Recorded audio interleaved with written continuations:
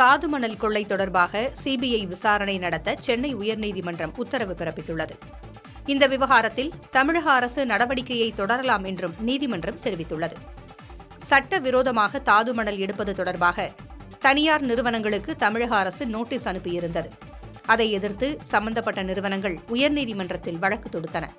அதில் சிறு தவறுகள் கூட சமுதாயத்தை அரித்துவிடும் என்பதால் அதை அனுமதிக்க முடியாது என்று நீதிபதிகள் கருத்து தெரிவித்துள்ளனர்.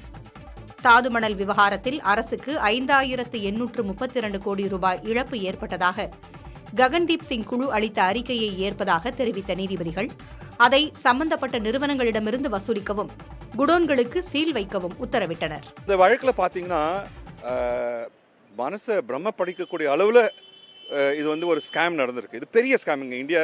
சுதந்திர இந்தியாவில் நடந்திருக்கக்கூடிய ஸ்கேம்ஸில் இது ஒரு பெரிய ஸ்கேம். இது 1.50 crore மெட்ரிக் டன்ஸ் ரா சாண்ட் எடுத்ததாக ரெக்கார்டில் இருக்குது. ஆனால் மற்ற ஸ்டாக்ஸ் எல்லாம் பார்க்கும்போது என்னுடைய கணக்கில் 3லேருந்து 4 கோடி டன்னு இல்லை 6லேருந்து 7 கோடி டன்னு அப்படின்னு நாங்கள் ரிப்போர்ட் கொடுத்துருந்தேன். கவர்மெண்ட் ஆஃப் இந்தியாவுடைய டிபார்ட்மெண்ட் ஆஃப் அட்டாமிக் எனர்ஜி கரெக்ட்னு சொல்லிட்டாங்க.